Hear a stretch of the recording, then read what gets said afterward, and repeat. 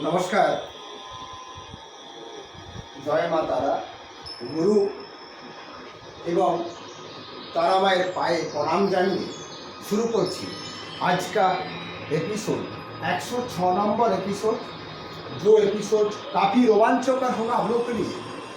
आज के एपिसोड में डिस्कस करूँगा मैं मृत्यु कबे হবে, কোথায় হবে, কিভাবে হবে এবং কীরকম মৃত্যু হবে, অর্থাৎ আপনার মৃত্যু কী রকমের হবে, কোথায় হবে এবং কবে হবে সেই সম্পর্কে আমি আজ ডিসকাস করব। পরাশর संहिता और भृगु मत अनुयायी मैं আমি ওর সম্পর্কে ডিসকাস করব। যদিও কথায় আছে জন্ম মৃত্যু বিবাহ কেউই বলতে পারে না, কিন্তু পরাশর संहिता और भृगु रचित किताब में এর সম্পর্কে কিছু কিছু ডিসকাস আছে, যার জিস্ট আমি আপনাদের সামনে প্রেজেন্টেশন করছি। তো আজকে আমি সামগ্রিক কুণ্ডলী নিয়ে বলবো, এরপরে আমি প্রত্যেকটা রাশি হিসাবে ডিসকাস করব। যেমন আজ আমি ডিসকাস করছি, তার আগে আপনাদেরকে আমি এই ফটোটা ভালো করে দেখাচ্ছি, আপনারা ওটি স্ক্রিনশট নিয়ে নিন, তাহলে আপনাদের বুঝতে খুবই সুবিধা হবে।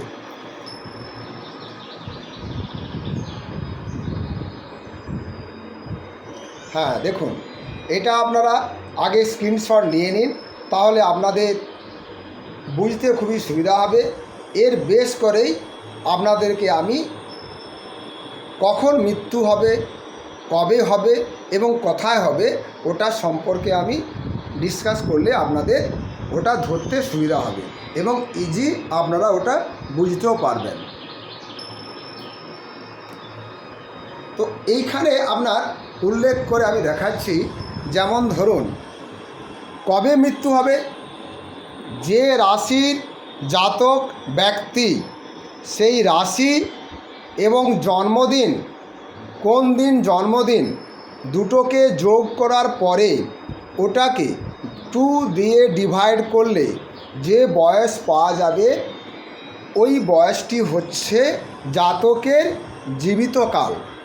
মানে জাতক অত বৎসর পর্যন্ত বাঁচার সম্ভাবনা আছে। ওর মধ্যে যখন অশুভ গ্রহ এবং সূক্ষ্ম ও অন্তর্দশাতে দৃষ্টি পড়বে তখনও জাতকের দুর্ঘটনা আসিতে পারে। কারণ যদি দেখা যায় কোনো জাতকের 100 বছর পরমায়ু, তার মাঝে যে যে অ্যাক্সিডেন্টগুলো হবে সেগুলো কিন্তু এর মধ্যে আসছে। তো আমি এখানে ইজি আপনারা আগে এইগুলো লিখে নিন। মেষ রাশি, বৃষ রাশি, মিথুন রাশি, যেমন মেষ রাশির আয়ু 75 ইয়ার্স, বৃষ 85, মিথুন 85, কর্কট 70, সিংহ 65 ইয়ার্স, কন্যা 84 ইয়ার্স, তুলা রাশি 85 ইয়ার্স, বৃশ্চিক 75 ইয়ার্স, ধনু 85 ইয়ার্স, আর মকর কুম্ভ মীন রাশির 61 ইয়ার্স। এই রাশি অনুযায়ী এই বৎসর এর সঙ্গে সাপোজ কোনো মেষ রাশির জাতক রবিবার জন্ম হয়েছে, তাহলে 75 প্লাস জন্মদিনের আয়ু 60 যোগ করে 2 দিয়ে ডিভাইড করবেন, যেটা পাওয়া যাবে ওটাই হবে জাতকের জীবিতকাল। এটা হচ্ছে মৃত্যু কবে হবে। তাহলে আপনাদের বুঝতে কোনো সাপোজ অসুবিধা হলো না।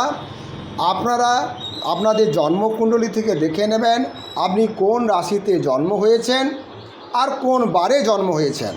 এই রাশি অনুযায়ী বয়স আর জন্মদিন অনুযায়ী বয়স দুটোকে যোগ করার পরে 2 দিয়ে ডিভাইডেড করবেন, যেটা পাবেন সেটা হবে আপনার জীবিতকাল। আর জন্ম ইয়ারের সঙ্গে ওটা অ্যাড করে আপনার হবে মৃত্যু বৎসর। এটা হলো মৃত্যু কবে হবে। এরপরে আমি ডিসকাস করব কোথায় হবে এবং সেটা কিভাবে হবে।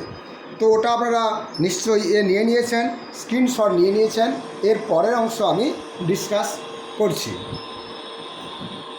এরপরে হচ্ছে নেক্সট কোথায় হবে। পুরো এপিসোডটা আপনারা দেখবেন, তাহলে আপনাদের কোনো বুঝতে অসুবিধা হবে না। আপনারা হয়তো এখানে ভাবছেন যে মেষ রাশি, আয়ু আর জন্মদিন 60 দুটো অ্যাড করলাম, suppose 7 7 13 135 divide by 2, that means near about 67 point something এ আপনার জন্ম টোটাল আয়ু, জীবিত আয়ু হবে না। এইরকম নয়, এর সঙ্গে আরও কিছু কন্ডিশন আছে, সেটা আমি পরে পয়েন্ট ওয়াইজ যাচ্ছি।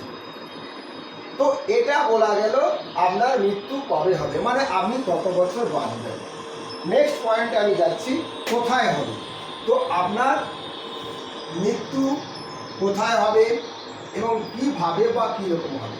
কোথায় হবে, যদি আপনার রাশি চর রাশি হয়, অর্থাৎ মেষ রাশি 1 4 7 10, মেষ রাশি 4 কর্কট রাশি, 7 তুলা রাশি আর 10 মকর রাশি। যদি আপনার রাশি মেষ রাশি, কর্কট রাশি, তুলা রাশি আর মকর রাশি হয়, তাহলে আপনার মৃত্যু হবে বাড়ি থেকে দূরে। ঠিক আছে। সেকেন্ড পয়েন্ট, স্থির রাশি। যদি জাতকের রাশি হয় 2 5 8 11, অর্থাৎ বৃষ রাশি, সিংহ রাশি, বৃশ্চিক রাশি, কুম্ভ রাশি। যদি জাতকের রাশি 2 5 8 11 হয়, তাহলে জাতকের মৃত্যু হবে হোম, নিজস্ব বাড়িতে মৃত্যু হবে। আর যদি জাতকের রাশি দত্তক রাশি, অর্থাৎ 3 6 9 12, দ্যাট মিনস মিথুন রাশি, 6 কন্যা রাশি, 9 ধনু রাশি, মিথুন কন্যা ধনু আর মীন, মিথুন রাশি, কন্যা রাশি, ধনু রাশি, মীন রাশি, এই 4 রাশিতে জন্ম হয়েছে যে যে জাতক জাতিকা, তাদের মৃত্যু হবে হসপিটাল বা দূরে বা হোমে। হসপিটাল বাড়ি থেকে দূরে অথবা হোমে, অর্থাৎ যাদের দত্তক রাশি তাদের মৃত্যু বাড়িতেও হতে পারে, হসপিটালেও হতে পারে। এই গেল সেকেন্ড পয়েন্ট, কোথায় মৃত্যু হবে। থার্ড পয়েন্ট, কীভাবে বা কী রকমের মৃত্যু হবে, যেটা মেইন পয়েন্ট। আমাদের এই জেনারেশানে সবাই বলে মৃত্যু হোক সুখদায়ক, অর্থাৎ বাড়িতে রোগাগ্রস্ত হয়ে 100 বছর বাঁচার থেকে 60 বছরে ভালোভাবে সাডেনলি মৃত্যু সবাই কামনা করে। তো এই পয়েন্টে আসছি, কীভাবে বা কী রকম মৃত্যু হবে। তো এটা আপনাকে বলা যাবে যদি আপনার 2 7 8 রাশির লর্ড বা সূক্ষ্ম মহাদশা অন্তর্দশাতেই মৃত্যু হবে। অর্থাৎ আপনার যে রাশি, সেখান থেকে 2 নম্বর ঘর বা 7 নম্বর ঘর বা আপনার 8 নম্বর ঘর, এই রাশিগুলোতে যেটা থাকবে সেই হিসাবে মৃত্যু হবে।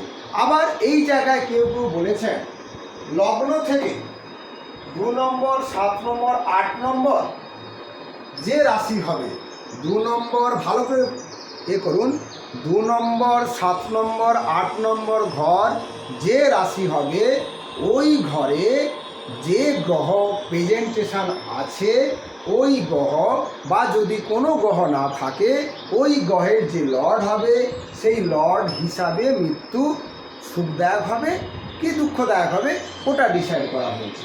তো যদি কারো অষ্টম ঘরে শুভ গ্রহ থাকে, সাপোজ কারো মেষ লগ্ন কুণ্ডলী, তো মেষ লগ্নের কুণ্ডলী আমি এখানে একটু আপনাদের স্ট্রাকচার রেখে দিচ্ছি।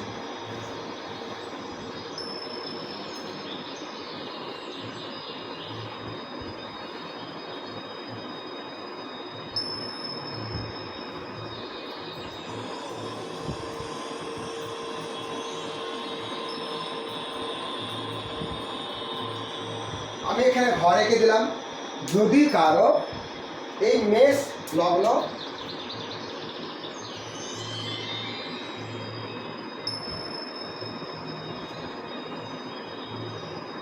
মেষ লগ্নে কুণ্ডলী হয়, তাহলে এখান থেকে এই 2 নম্বর,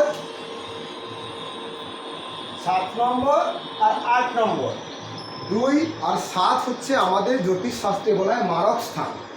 আর 8ম স্থান থেকে আমরা বিচার করি জাতকের নিধন স্থান।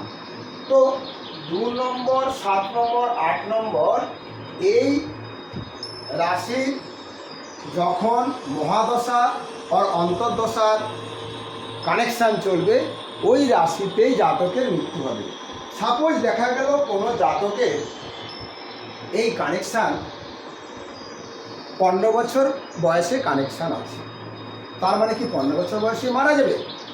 না, আপনার জীবিতকাল সাপোজ এখান থেকে হিসাব করে বের করলাম, আমরা এক্সাম্পল দিলাম, সাপোজ 70 ইয়ার্স।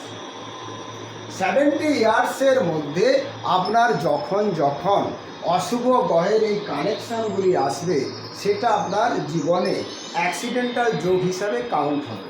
সাপোজ 70 বছরের মধ্যে আপনি একবার 15 বছর, একবার 30 বছর, একবার আপনার 40 বছর আর 60 ইয়ার্স, এই 4 আপনার জীবনে বড় ফাঁড়া আছে। তাহলে আপনার এই যখনই 2, 7, 8-এর আপনার মহাদশার আর সূক্ষ্মদশার কানেকশান হবে, সেই সময় সাপোজ এই 15 বছর, 30 বছর, 40 বছর, 60 বছরের কানেকশানে ওটা রিপিট হচ্ছে। তো আপনি ওই কানেকশানে ওই সময় যদি আরও কোনো অশুভ গ্রহ ওর উপরে দৃষ্ট না হয়, তাহলে আপনি সেভ হতেও পারেন। তো সেই জন্যে আপনার এক ডেট আপনার পারফেক্ট বলা না গেলেও এক্সপেক্টেড বলা যায় যে আপনি সাপোজ 70 বছর বাঁচবেন, সেই 70 বছরের মধ্যে আপনার জীবিতকালে এই বয়সগুলিতে আপনার বড় অ্যাক্সিডেন্ট আছে। ওই অ্যাক্সিডেন্টগুলি আপনি যদি ঠিকভাবে পার করতে পারেন, তাহলে আপনি 70 বছর বয়স পাবেন। এটা হচ্ছে এটাই পরাশর সংহিতা আর ভিগুর রচিত কিতাবে এটা নিয়ে উল্লেখ করা আছে।